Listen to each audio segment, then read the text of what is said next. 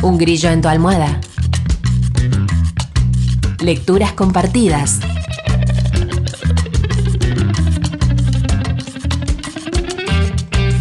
Cuatro labios leen mejor que dos.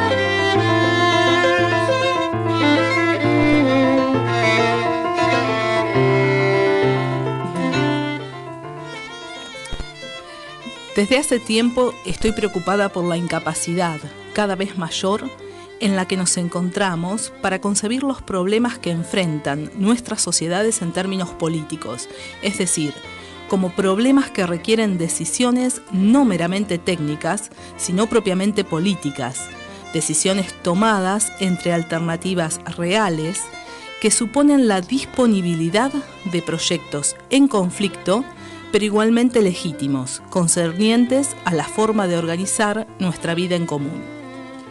Para comprender la naturaleza de la política democrática y el desafío al que se enfrenta, necesitamos una alternativa para las dos principales perspectivas en circulación en la teoría política democrática.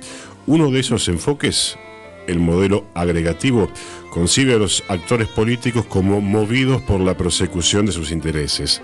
El otro modelo, el deliberativo, subraya el rol de la razón y las consideraciones morales. Lo que ambos modelos dejan de lado es el rol central de lo que yo llamo las pasiones en la creación de las identidades políticas o colectivas.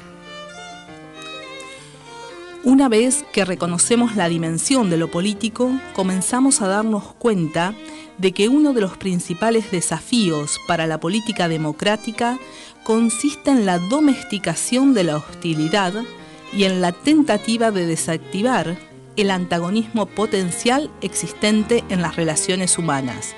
De hecho, la cuestión fundamental para la política democrática no es cómo arribar a un consenso racional, lo cual requeriría la construcción de un nosotros que no tuviera el correlato de un ellos.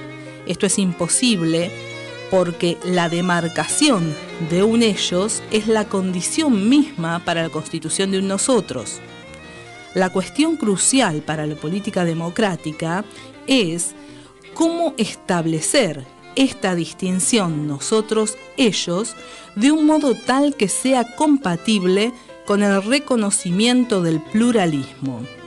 El conflicto en las sociedades democráticas no puede y no debería ser erradicado, puesto que la especificidad de la democracia moderna reside precisamente en el reconocimiento y la legitimación del conflicto.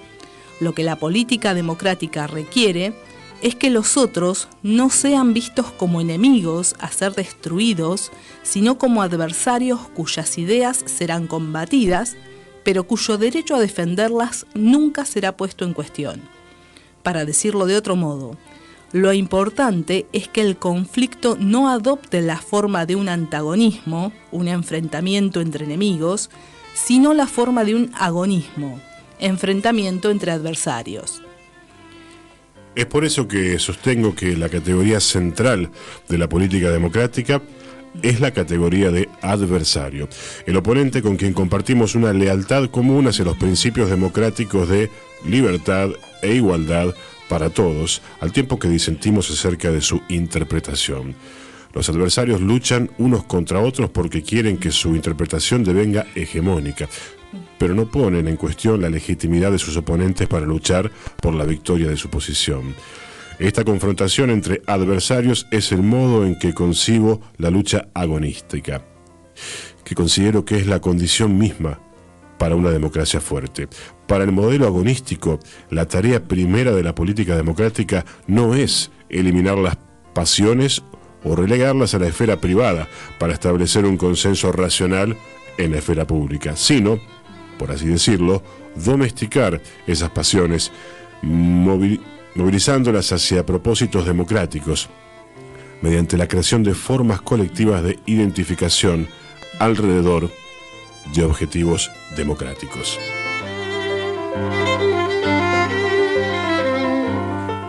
Estamos compartiendo lecturas con Rebeca Canclini. Muchas gracias por venir. Buenas tardes, ¿cómo estás? Gracias, buenas tardes, Astor. ¿Qué estamos leyendo? Estamos leyendo un texto que es la traducción de un artículo de Chantal Mouffe que se titula Política y Pasiones, las apuestas de la democracia. Este artículo fue a su vez traducido y publicado en una compilación realizada por Leonor Arfuch en 2014. ¿Por qué lo elegiste?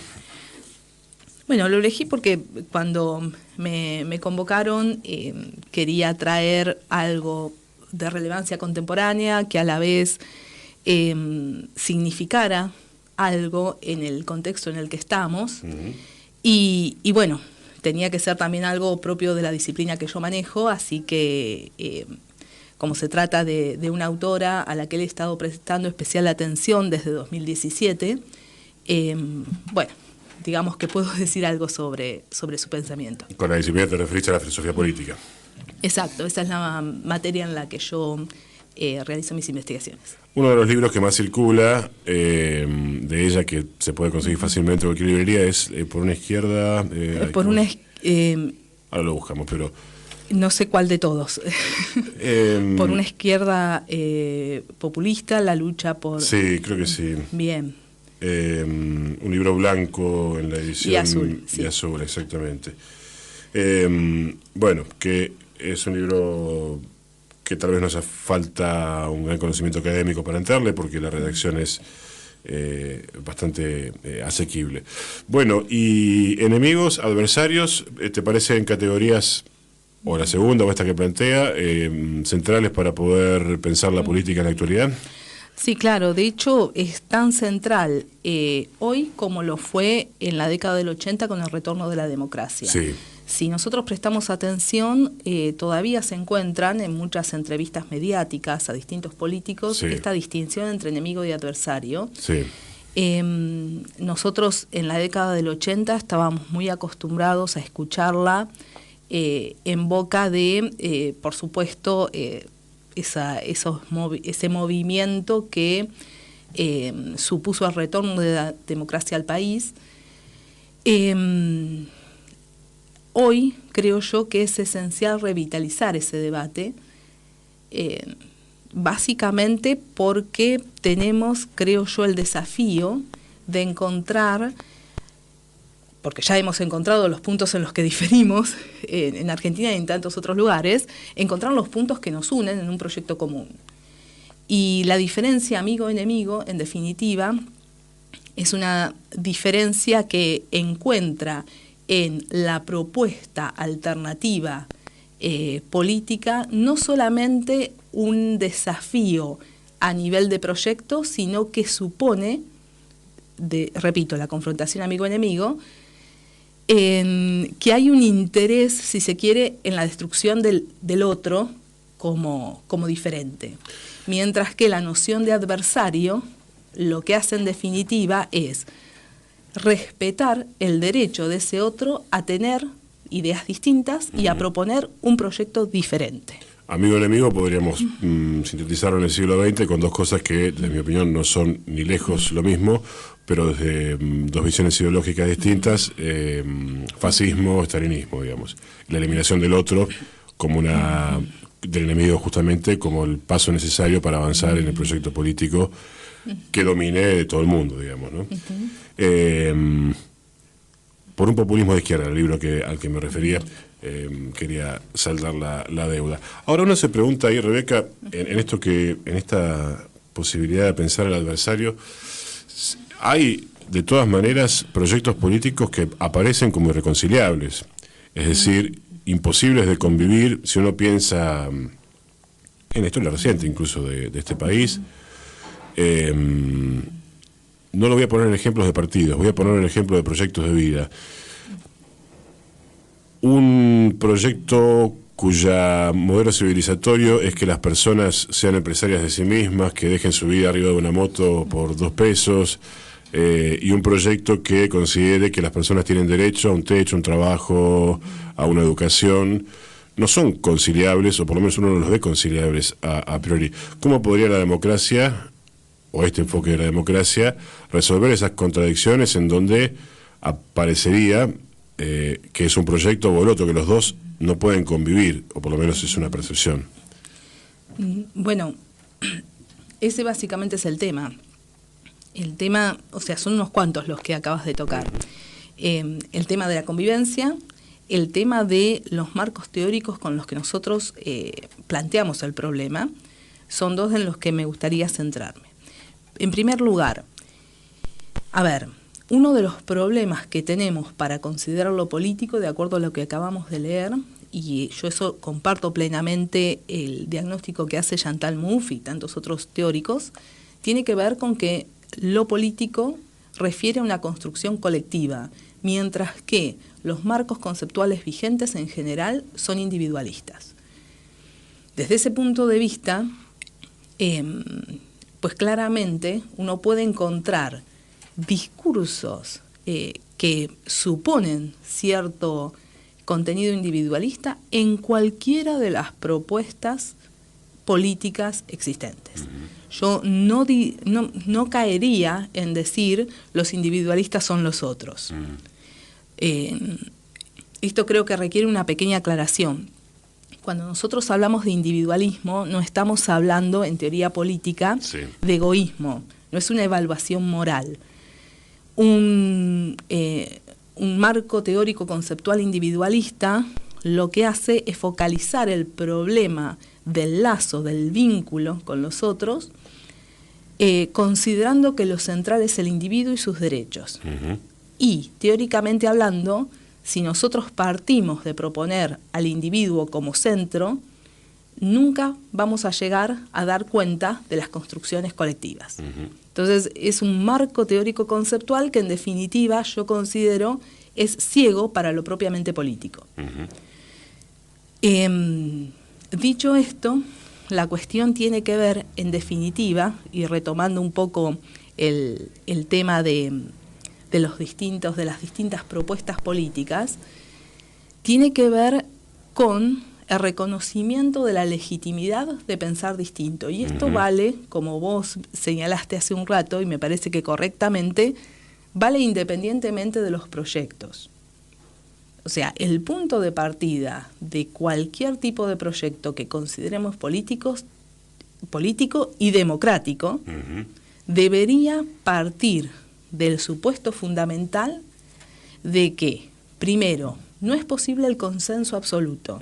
Dicho de otra manera, que nos vamos a encontrar con grupos, con colectivos que piensan diferente, que tienen derecho a pensar diferente, de la misma manera que cada quien tiene derecho a pelear porque sea su visión la que en definitiva organice la sociedad. Ese en definitiva es, creo yo, el corazón de la idea esta de adversario. Y que el ámbito de la política es donde eso se dirime. Exacto. Y no tiene que ser otro. Claro. Y estamos con Rebeca Canclini compartiendo lecturas. ¿Y qué pasa cuando, porque ahí el ruido que a mí me hace en términos de la palabra democracia, es que si eso se hace en términos de la política institucional con la mitad de la población caída del mapa en cuanto a derechos económicos, la palabra democracia no tiene resonancias para mí. Entonces, ¿y ahí qué pasa? Bueno, claramente en nuestro caso, al menos, y yo estoy hablando de nuestro caso, refiriendo particularmente a las formas democráticas que tenemos, yo diría, en Latinoamérica en general. Yo soy de la idea de que una democracia plena no es una democracia que deja a más de la mitad de la población por fuera del sistema. Es la misma posición, creo yo, que tiene cualquier persona como yo. No tengo problema en declararlo, que tengo afinidades con los proyectos populares, digo yo, algunos los llaman populistas, y con... Pero se lee muchos europeos al respecto y ellos lo llaman populistas, a lo que para nosotros tal vez tiene otra tradición, ¿no? Claro, lo que pasa es que el término populismo se utiliza muchas veces para denostar una posición. Sí. ¿Por qué? Por izquierda y por derecha. Totalmente, claro, porque nosotros en general hablamos de populismo para hablar tanto de populismos de derecha como de izquierda. Entonces, esa categoría incluiría tanto a movimientos fascistas como los que vos mencionaste hace un ratito, como a los llamados populismos latinoamericanos. Yo ahí creo que hay suficientes diferencias como para caminar con más cuidado. Lo que no quiere decir que no haya algunos rasgos que comparten, eso también es cierto. Estamos compartiendo lecturas con Rebeca Canclini.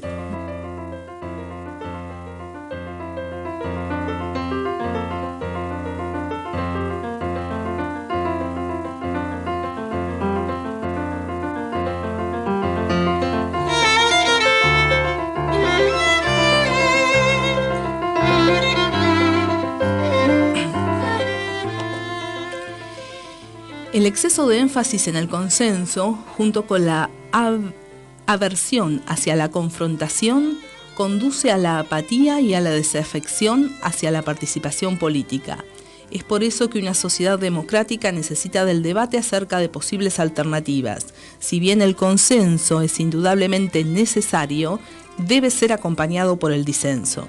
Cuando la dinámica agonística del pluralismo es obstaculizada debido a la carencia de formas democráticas de identificación, las pasiones no cuentan con una salida democrática y el terreno queda preparado para la emergencia de varias formas de política articuladas alrededor de identidades esencialistas de tipo nacionalistas, religioso o étnico, y para la multiplicación de las confrontaciones en torno a valores morales innegociables.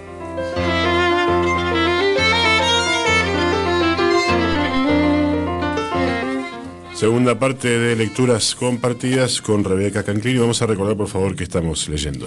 Estamos leyendo la traducción de un artículo escrito por Chantal Mouffe, titulado Política y pasiones, las apuestas de la democracia. Estaba pensando que decir filosofía política podría significar tantas cosas. El siglo XX ha pasado tanto, ¿no? Si lo sacamos de acá y vamos a la música, al arte en general, la primera mitad del siglo fue tan disruptiva verdaderamente en cuanto a nuevas prácticas, no sé, de surrealismo, hasta un largo, etcétera, que ponerse a jugar a que uno hace cosas locas y nuevas en este contexto de originales es del orden de la pavada, o sea, no conocer tal vez una historia muy reciente. Y entonces la pregunta que te voy a hacer tiene que ver con qué es para vos la filosofía política hoy, porque uno podría pensar, no sé, desde el punto de partida que suele ponerse en Grecia, con aquella filosofía clásica, pasando por enfoques más contemporáneos, el marxismo y una filosofía de constatación con lo que ocurre de hecho, unas tradiciones América Latina y unas filosofías que no sé si son consideradas como tales. Hay algunos que han escrito libros que hablan de filosofía con, por ejemplo. Hay un mundo que es académico, hay un mundo que está por fuera de la academia y que piensa también la ciudad, si es que pensamos la filosofía política como eso. No está la filosofía política de manera expresa en lo que se discute en los medios de comunicación cuando se habla de política, más bien la violencia y la eliminación discursiva del otro, justamente, una especie de enemigo en tanto contrario en el discurso.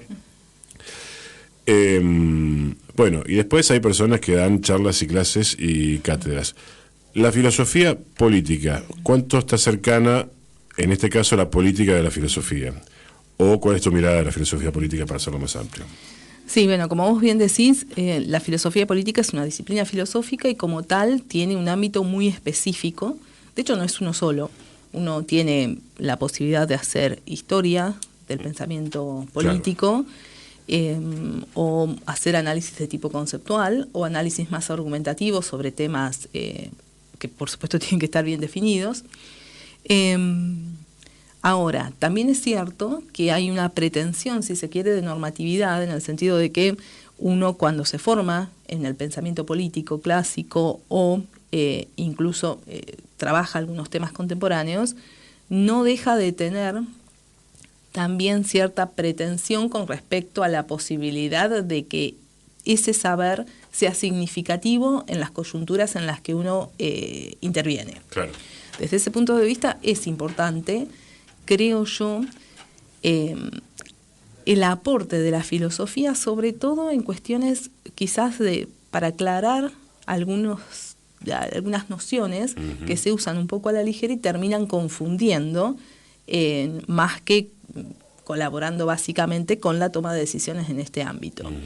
Eso igual es algo bastante técnico, pero desde el punto de vista de la difusión, y por eso elegí también este texto, considerando que estamos en un año electoral, considerando que hay todo un discurso en términos de grieta que nosotros venimos escuchando desde hace unos cuantos años en Argentina, bueno, pero en cualquier caso es un fenómeno mundial, no solamente esto. De la mano hay una suerte de corrimiento de los problemas políticos a soluciones de tipo jurídico, o bien a cuestiones moralistas, que en definitiva corren el eje de lo que es la cuestión fundamental de la política, que, insisto, tiene que ver con una construcción colectiva, una construcción que afecta a la razón, pero también afecta a las pasiones, porque solamente tenés estos proyectos colectivos en las medidas que hay, que puede haber identificaciones de tipo pasional con algunos proyectos o con algunos principios que se consideran los básicos, los rectores de lo que debería ser la convivencia entre las personas. ¿Cuáles son, si tuvieras que pensar, las 2 o 3 grandes corrientes a partir de las cuales se piensa hoy la política? Digo, hay una corriente liberal, bueno, que este país tiene, Sarmiento, Alberdi, etcétera, como marcas, digo, no que ellos la hayan difundido en sí misma. Hay otra que viene con la inmigración y que tiene que ver con el marxismo, con las izquierdas, el pensamiento de la socialdemocracia. Otra previa, que es la de, en nuestro caso, pueblos originarios, que en algunos casos se vinculan con el problema de la propiedad y otros asuntos. Pero cuando se discute, si vos tuvieras que mirar los diarios como filósofa política, es decir, acá lo que veo es que están estas corrientes en discusión. Yo mencioné 2, no sé si hay más, en pugna hoy. ¿Qué es lo que vos leerías ahí? O en el discurso político electoral actual, digamos, ¿no? Sí. Bueno, básicamente en términos de proyecto leería bastante poco. Sí. No quiere decir esto que yo por supuesto tengo una pertenencia o cierta afinidad con algún proyecto más que con otro, pero incluso así, el punto para mí es que no es que las ideas están solo de un lado. Lo que sucede es que las ideas y las propuestas están mezcladas usualmente con una serie de, digamos, de discursos que no son los más adecuados para viabilizar, para hacer posible una confrontación en términos realmente políticos, que es una confrontación en términos de proyectos, que son proyectos alternativos, y que valen en términos, y esta es mi opinión, en términos de política democrática, en la medida en que de ninguna manera se puede esperar de ellos la eliminación del otro como tal. Sí, el ataque a un proyecto diferente al propio, eso es claramente, bueno, característico del terreno político, pero el punto para mí tiene que ver con que el contenido no tiene que estar nunca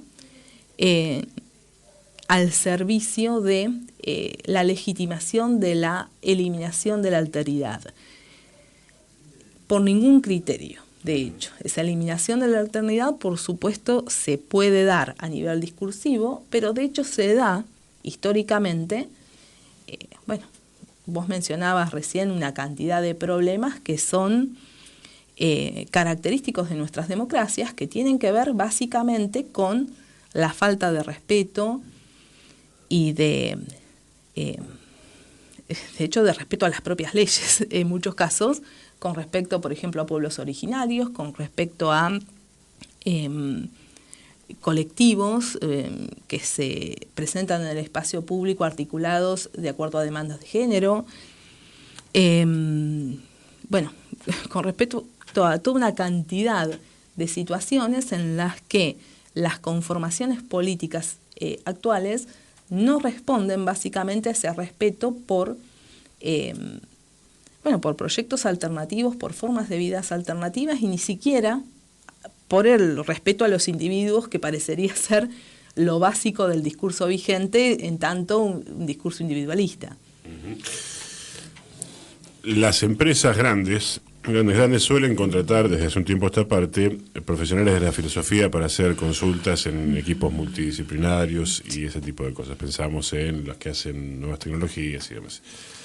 Bueno, y la dirigencia política, son dos preguntas las que voy a hacer. Una, si sabés si consultan o no la dirigencia política argentina a profesionales de la filosofía, y la segunda sería, ya en el ámbito de lo más concreto, sos parte del equipo del nueva presidenta en 11 de diciembre de 2023, te dan 2 o 3 minutos, ¿qué le decís? Wow. En primer lugar, sí, de hecho, y esto no es reciente, yo tengo conocidos, de generaciones anteriores cuyo trabajo consistía, por ejemplo, en redactar los discursos de distintos presidentes o miembros del Congreso y demás, por lo que efectivamente hay un vínculo entre política y filosofía, más allá de lo que es el trabajo propiamente filosófico. Carlos Astrada con Perón tal vez uno de los ejemplos más conocidos, ¿no? Pero cantidad de ejemplos, sí, tal cual. Igual sobre el tema de Astrada y la redacción estás hablando de la presentación del Congreso del 49. Hay polémica, sí. Claro, ahí aparentemente ha habido más de una mano filosófica. Pero sí, eso sucede, sigue sucediendo, de hecho. ¿Próximo presidente del 2023? No, ni idea. Porque primero hay que definir el problema. Hay tantos problemas que la cuestión sería, ¿de qué problema estamos hablando? Siguiendo un poco con la línea de lo que veníamos planteando, creo yo que el desafío es encontrar políticas comunes que articulen a los distintos espacios políticos y que nos den a los ciudadanos de a pie una expectativa en cuanto al futuro, que yo creo que está, porque, por un lado vos tenés el discurso usual que enfatiza mucho en esta cuestión apocalíptica de está por terminarse el mundo, básicamente, y ese tipo de cosas, pero cuando te corres un poquito, hay cantidad de aspectos en los que en Argentina hay estabilidad. Lo que necesitamos es, quizás a nivel país, tener algunas políticas centrales, un foco muy fuerte en lo que tiene que ser la igualdad en el acceso a oportunidades como educación, salud, vivienda, alimentación. Y fuera de eso, en la medida en que se van alternando los proyectos en el gobierno, puede haber cambios en las interpretaciones, pero lo que nosotros necesitamos efectivamente es que los distintos gobiernos, o dicho de otra manera, que todo el sector de la dirigencia política tenga un vínculo un poco más amigable con lo que es una demanda popular, que en eso creo yo que más allá de modelos y demás, en Argentina nosotros no tenemos dudas sobre la necesidad de un Estado que provea estas cuestiones básicas para toda la población. Entonces, lo que está faltando básicamente es la sensibilidad para tener un proyecto de país que articule con esa demanda popular, que yo creo que es la más extendida. El proyecto de país se traduce en 5 o 10 políticas de Estado. Números arbitrarios, ¿no? Pero en algunos acuerdos comunes que puedan... Voy a poner un ejemplo arbitrario muy chiquitito. Venezuela, Orquestas Escuela, por ejemplo.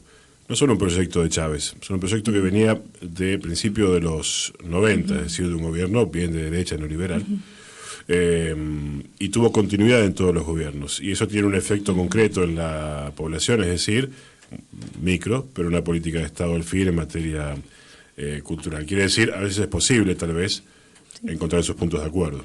a los cuales estás haciendo referencia. Sí, bueno, en Argentina ha habido proyectos que se han mantenido a lo largo del tiempo. Hoy, por ejemplo, lo que yo veo es que hay mucho consenso en los sectores políticos con respecto a la necesidad de seguir impulsando, al menos en los sectores políticos que uno intuye tienen cierta posibilidad de acceder al gobierno, seguir impulsando, por ejemplo, proyectos como Vaca Muerta o algunas cuestiones por el estilo.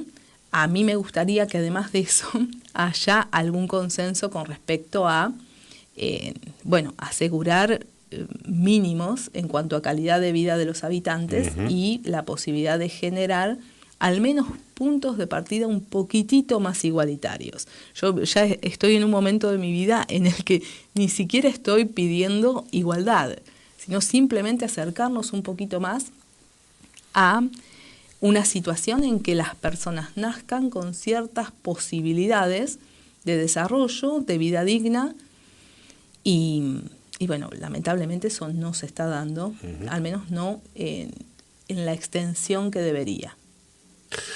Un proyecto político de izquierda clásico consideraría inaceptable bajar las expectativas a esta idea de, aunque sea, de hecho se pasó de un mundo justo a un mundo mejor es posible, digamos, como consensos internacionales.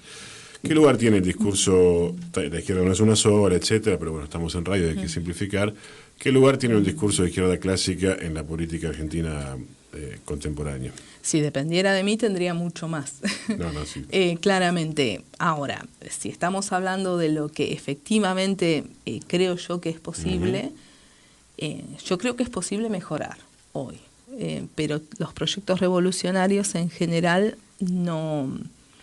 A ver, el punto es este. Yo no creo que dependa de la decisión ni de personas individuales ni de colectivos el momento en que se produzcan las grandes disrupciones históricas que recrean un mundo. No es un problema de la voluntad, como aquel libro de Totalmente. Caparrós y Anguita. Totalmente. No se trata de algo que se pueda regular el momento en que esos cambios se producen. Esos cambios se producen en algún momento y cada quien se adapta como puede. Se posiciona respecto de eso, claro. Sí, se adapta en cuanto a los posicionamientos, se adapta en cuanto a la reformulación de las propuestas. En ese sentido lo digo. Ahora, que yo creo que eso en algunas versiones de la izquierda, un tanto más voluntaristas, estuvo en su momento la intención de, crear la revolución sin considerar las coyunturas. Eso ya desde Gramsci, creo yo, está clarísimo que se trata de saber leer los momentos coyunturales para saber adaptar las estrategias a la situación. Yo soy de la idea de que cuando sea quien sea llega al lugar de decidir en términos políticos, o sea, es efectivamente gobierno, se encuentra con las mismas limitaciones que tenía cuando estaba en la militancia, cuando estaba peleando en la trinchera.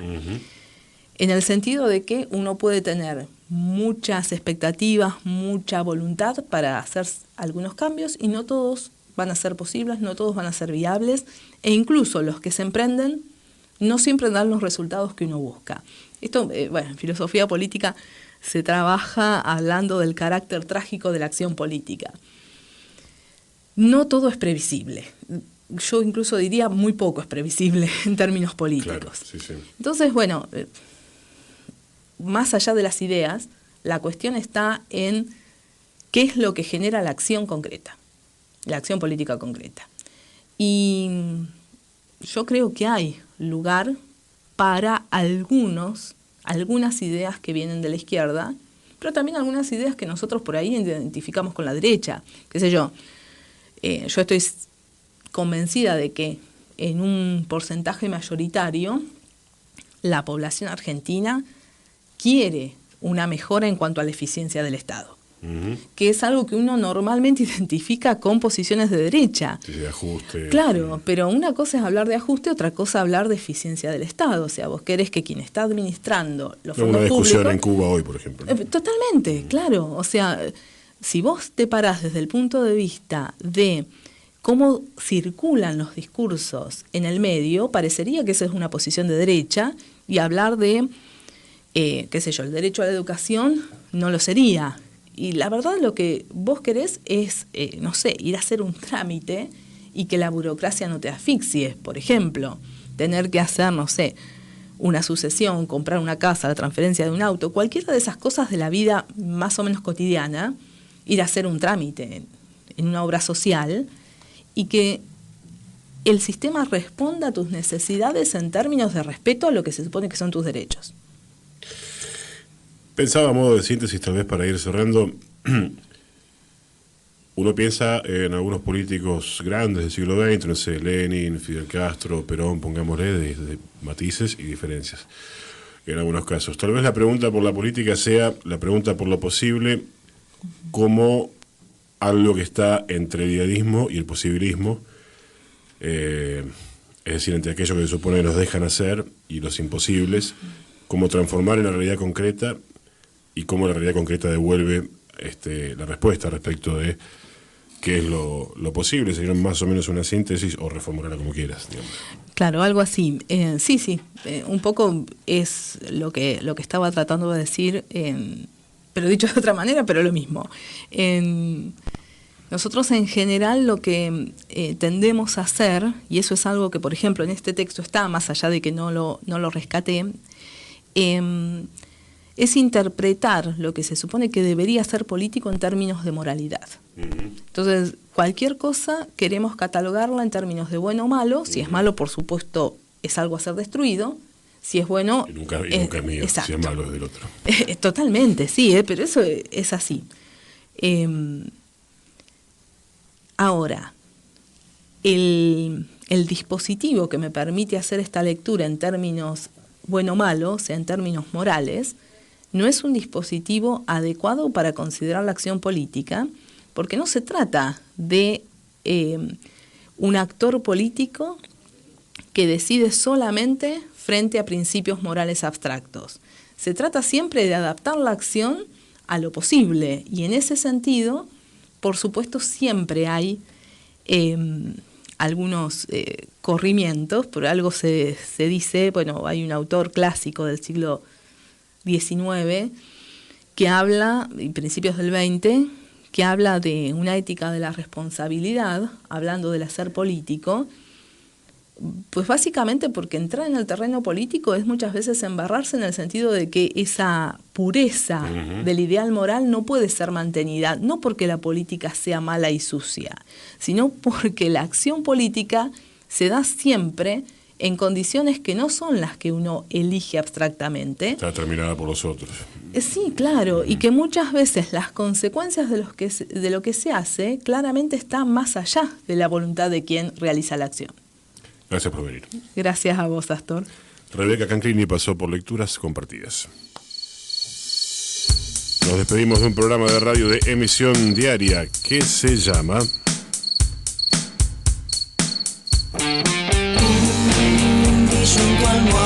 Un grillo en tu almohada. Un grillo en tu almohada. Operado por Maya Dittler. Un grillo en tu almohada. Producido por Lucas Sebastián Sánchez. Un grillo en tu almohada. Colisionado por Astro Vital, y nos reencontramos mañana después de las 12. Este fin de semana en el Centro Cultural La Panadería. ¡Buen rollito! Viernes 14 a las 21, Escualos en un bidet. Última función. Una obra de Leandro Marcos González y Pablo Duca. Sábado 15 a las 21, Inevitable Varieté, sexta edición. Del Fuego Somos. Patricia Galassi,